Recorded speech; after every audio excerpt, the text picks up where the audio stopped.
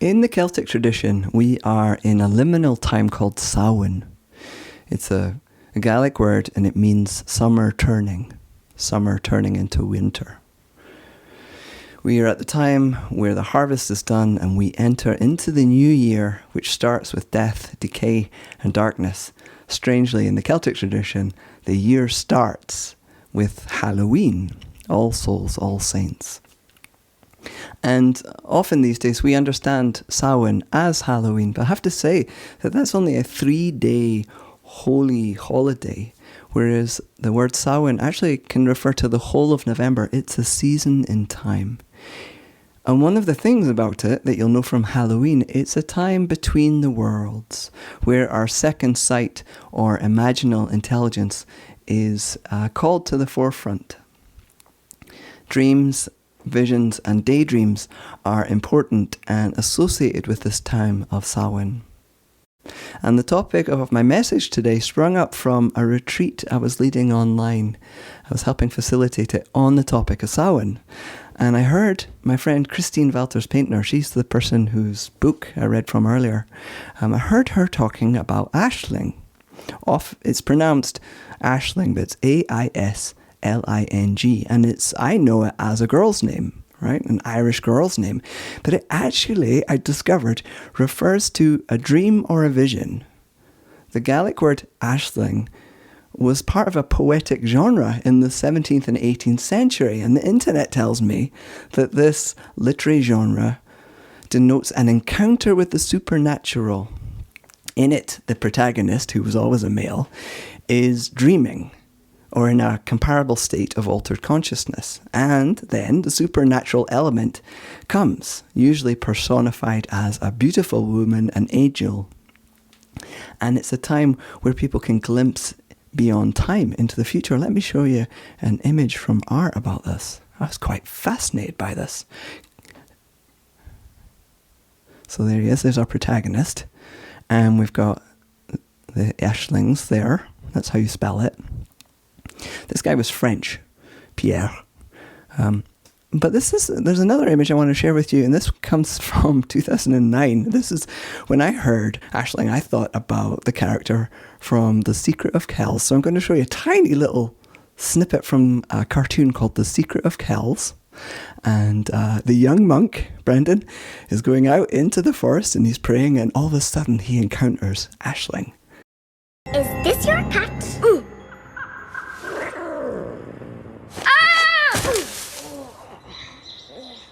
Well, I've heard about creatures like you. You're a fairy. What are you doing in my forest? You've come to spoil it, haven't you? You were probably sent here by your family to get food, weren't you? Well, you can go right back where you came from. If you don't, I'll make the wolves get you. It's a great long cartoon. It's called The Secret of Kells, and that's a modern representation of Aisling, this daydream vision state of holiness that somehow weaves together this world and the invisible world.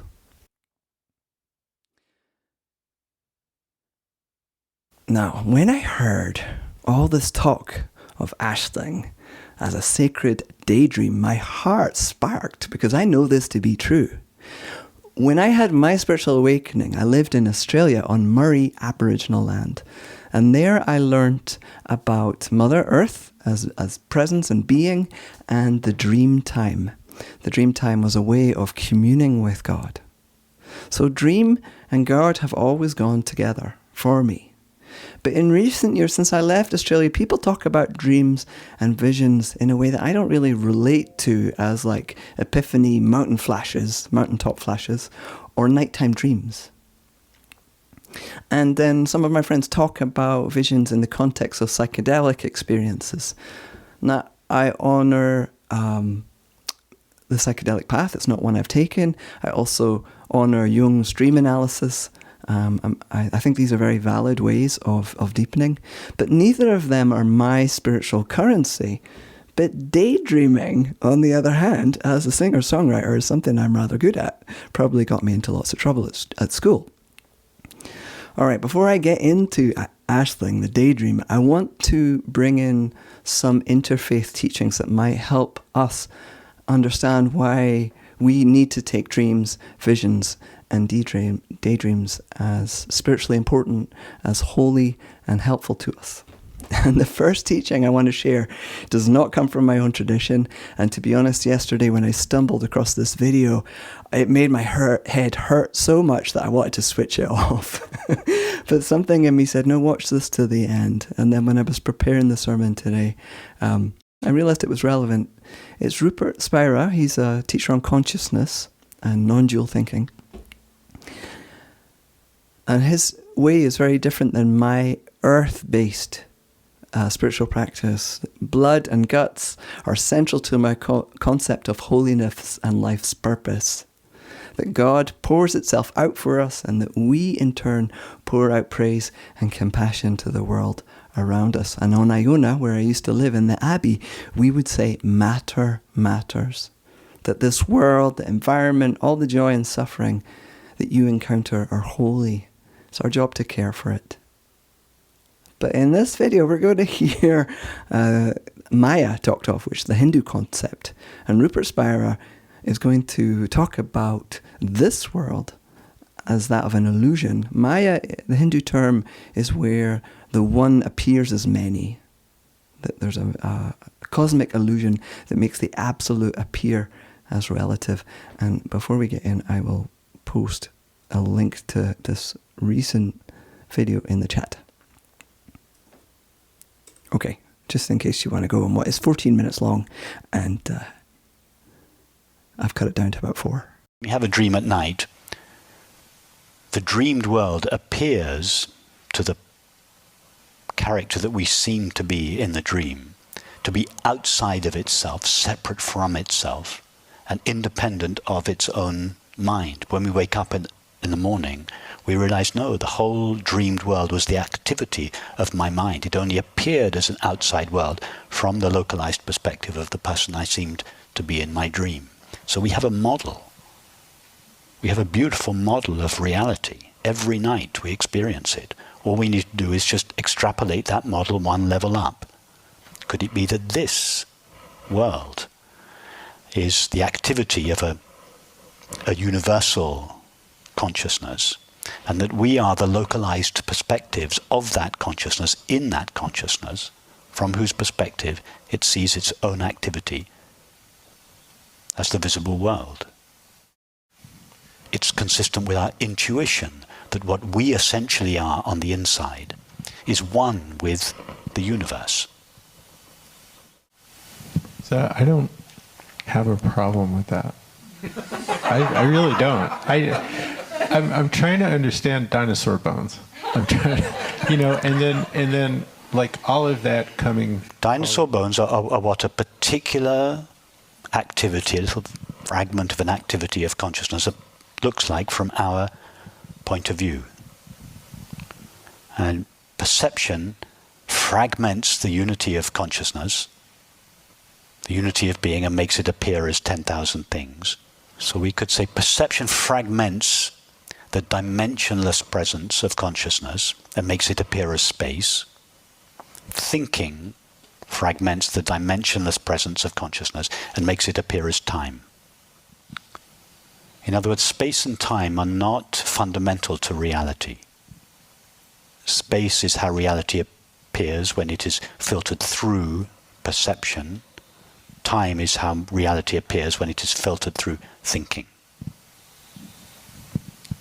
Space and time have more to do with the perceiving apparatus than with reality itself.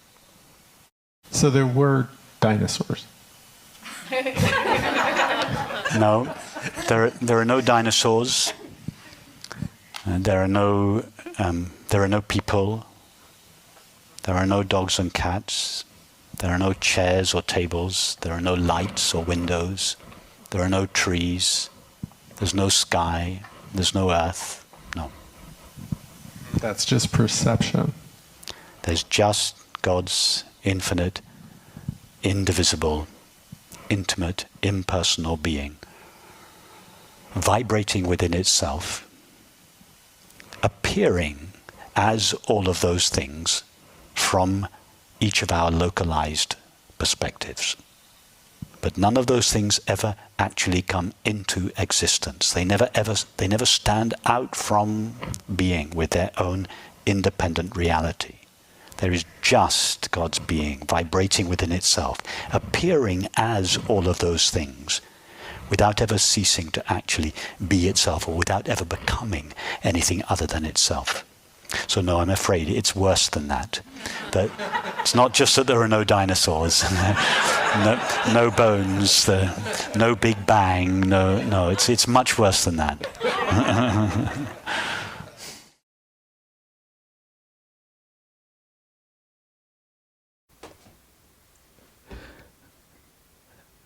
What's going on here is what I was thinking. And thank God for that guy who was asking about the dinosaur bones.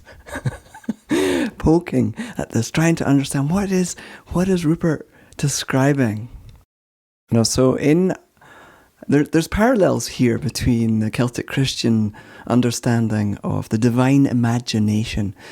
John O'Donoghue, that I learn a lot from, and in the audiobook series by Sound True, Longing and Belonging, he talks about the divine imagination a lot as a faculty of knowing. Now, I want to stress this isn't just making things up. Well, it kind of is, but it's also not. We're not denying reality and wishfully transposing our own hopes onto the reality of God. No, when we talk about dreaming and listening through dreaming and daydreaming and visioning, it's about expanding our listening. It's about discernment rather than deciding and drawing conclusions. I've got a wee section here from John O'Donoghue about the nature of God that I think is really fascinating. I will post it in the chat and then read it.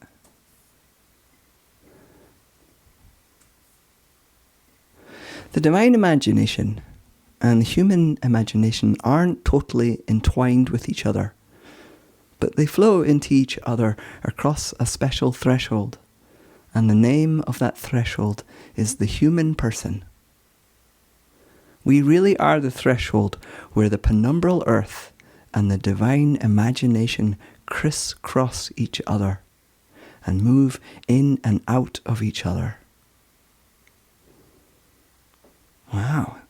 John O'Donoghue, like Hildegard von Bingen, has a very high concept of the human's purpose and what we are doing in our very ordinary lives.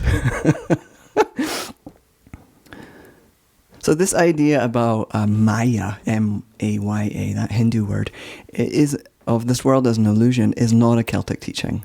But we do believe that things are not how they appear, that under the surface of things a lot more is going on, and that there's a way of tapping into this through art, through daydreams, through dreaming.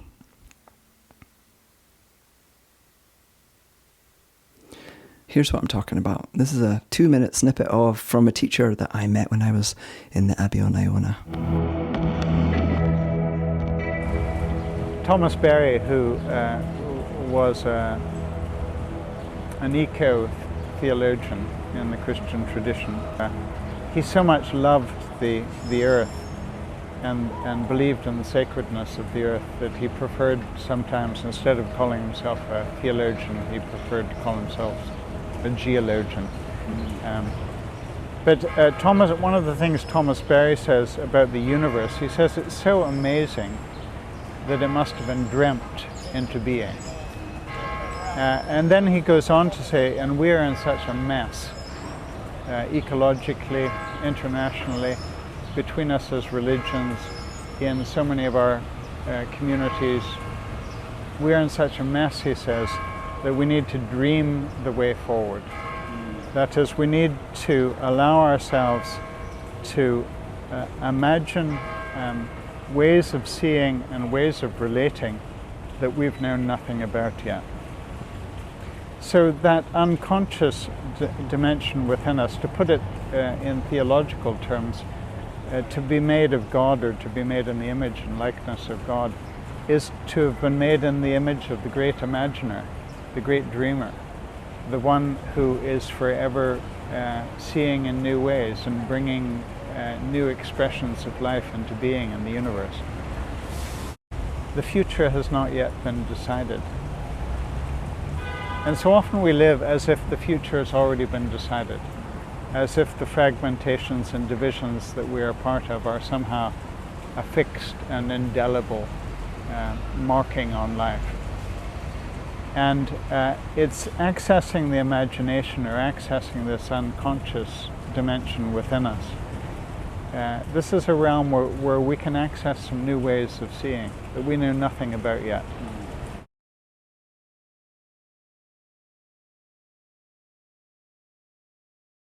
I'd like to tell you about how my own adult imagination became unlocked. It happened when I was about 23. It was very specific. And this was before I was a religious person, right? I'm interfaith, but I'm very much a religious person these days. Back then I wasn't. I was quite agnostic and open. And I unlocked my imaginal world because I got absolutely stuck and my thinking brain wasn't able to help me work out what to do. So I was in a lot of emotional pain because, as many of you know, I'm transgender, right? So I was born as a girl and I'm more masculine on the inside. So I transitioned. I changed my life and my body to be closer to male than female. Now, I changed my name legally and I was living as Simon. At this time, I'm 24 years old. I'm 47 now, but this is when I'm 23, 24. And I'm in a lot of emotional pain because I've got this body dysmorphia, this body loathing that's there 100% of the time unless I'm sleeping. That my healthy body, my female body, it was just so uncomfortable for me, and I was trying to work out whether I should seek treatment in the form of hormones and that would make me more masculine. And my family were in angst as well. It was a really painful, emotionally painful time. It was very dissonant, and I spent a long time trying to work out what to do, but I couldn't see into the future. And back then, this was like 20 odd years ago, there weren't very many transgender people around, so there wasn't people to ask. I didn't have role models. So I ended up going to see an amazing therapist called Liz. Now, she was a NLP, I think that stands for Neuro-Linguistic Programming. And after about 2 or 3 sessions of her trying to talk to me talk myself into things, we didn't get anywhere. And instead, she decided to get me to look inside, a bit like I did with the meditation earlier, to look inside and find an inner landscape where I could explore. Now, this was really weird at first. And when she had asked me to visualize or find a place inside me, I couldn't do it. And she said, just imagine like a television, an old television set. Remember they used to have the dial, the black and white TVs, and you'd tune it in like you would a radio. And I would tune it in until anything appeared in my mind's eye. And slowly I learned how to visualize. And one day she asked me to visualize my whole timeline. And I'm standing there in my mind's eye, and I can see off to the left my past and beyond my past. And then off to the right, I can see my future, except for it's all foggy and misty and I can't see anything. And I assume that that's because I'm frightened of the future. I'm frightened of knowing whether I should take testosterone or not. So, I mean, this is going to sound crazy for me to explain this daydream to you, but I'm in my vision and she gets me to like vacuum up all the fear, all the fog. And all of a sudden the sky is clear and I see myself in the future looking back at me in the therapy chair. And it happened so fast. So I switched perspective and I looked into the future and I saw myself standing on a hill. And I looked exactly the same, except for I was a bit older and I had a beard. And in that moment, I just knew. I knew that it would be good and right for me and that I would take testosterone and become more masculine. Now, it wasn't just imagining. This is where there's something of the sacred or our soul wisdom in this. Yes, I was visualizing this like a television show or something like that, 3-dimensional. But they also had a knowing with it and a feeling of deep peace and a timelessness. And that's really, having made a decision after that to take this daydream and turn it into practice, my whole life has changed. I've taken dreaming very seriously. But then it got infused into prayer a while later. So now we're in 2012. And there's a story here. I'm in mental anguish again, right? But this time it's not for myself. It's for people that I care about very, very much. So it's a time in my life when I'm living in Glasgow and I'm building a boat with a bunch of unemployed Scottish men. It's a 14-foot dinghy, a big rowing boat. The thing is, this boat has a big history because it's the rebuild of a boat from the island I used to live on. And before I lived there, on the night of December 3rd in 1998, there was a terrible accident. There was a freak wave, and then another one. And the 5 young men who had been in the boat ended up capsized, and the boat was upside down. Only one of them could swim, and he got safely to shore. The others, God rest their souls, did not make it. They were my age. I knew this story very, very well, even before I went to live on Iona, because Scotland's a small place, and this news was devastating. So here I am, I've agreed to build this boat, and I find out afterwards about this history. And I'm in Glasgow, and I'm building the boat. But each night, just before I fall asleep, I get these waking nightmares. And this is where the ashling is coming in. Remember that daydream? Sacred daydream. In these waking nightmares, just before I fell asleep, I was stuck under the boat in the cold water with the 4 others who had died. And the only way I could soothe my soul and calm my mind enough to sleep was to start building the boat in my mind. Now, in reality, down in the workshop, the keel and the transom and the stem, like the backbone of the boat, had been made, but I hadn't yet put on the planks. So in my mind, every night, for night after night after night, I would build the boat in my mind. Imagine riveting the planks on and steaming in the ribs and making the boat watertight.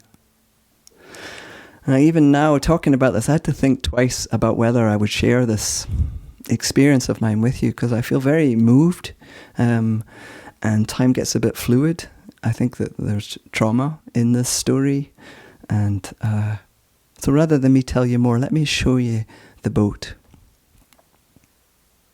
She's called the Annie, and there we are. This is 2013, and she's, yeah. That's me underneath the boat. I used to like to go under there and chant. I used to sing that song that we did at the very start, "Come and Fill My Heart with Your Peace." And then here's us launching her on the Clyde, 4 of us in the boat, a very big rowboat.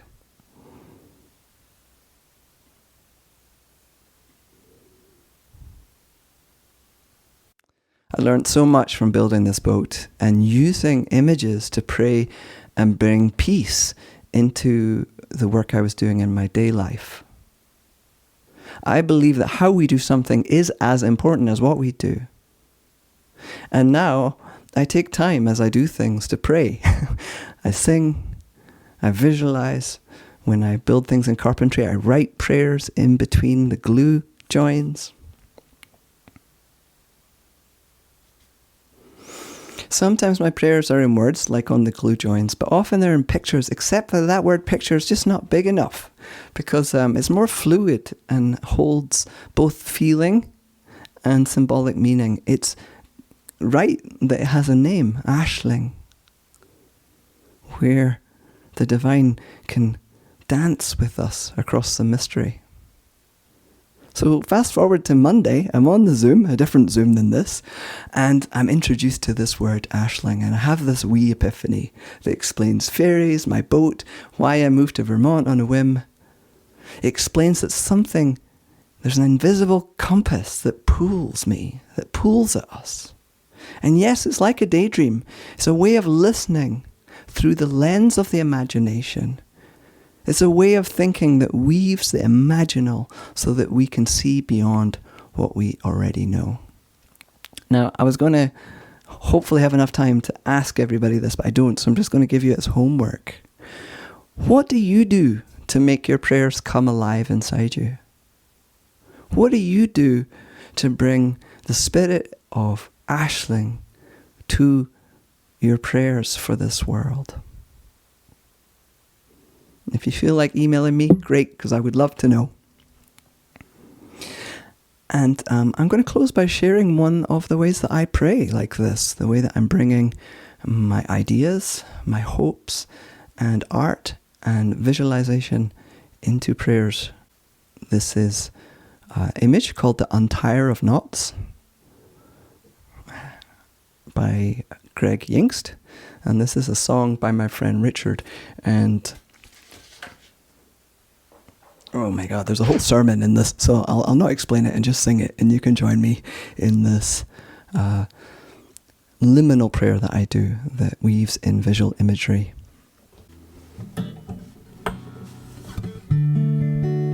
Undo me, untire of knots, I am ready. Undo me, untire of knots, I am ready.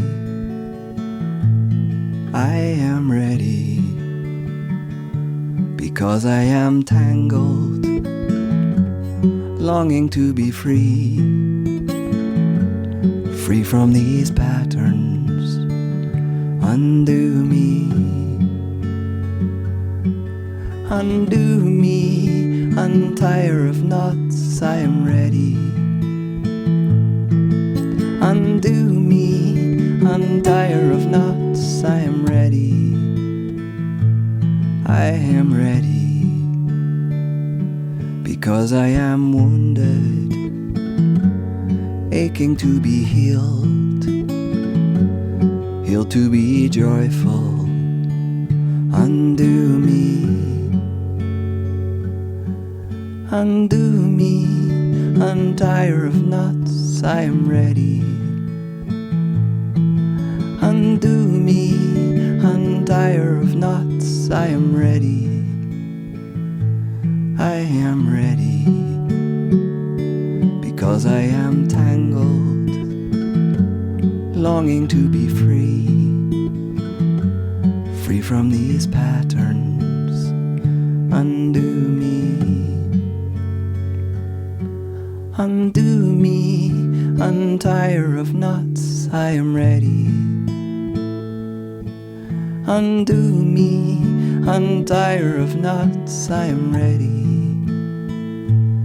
I am ready.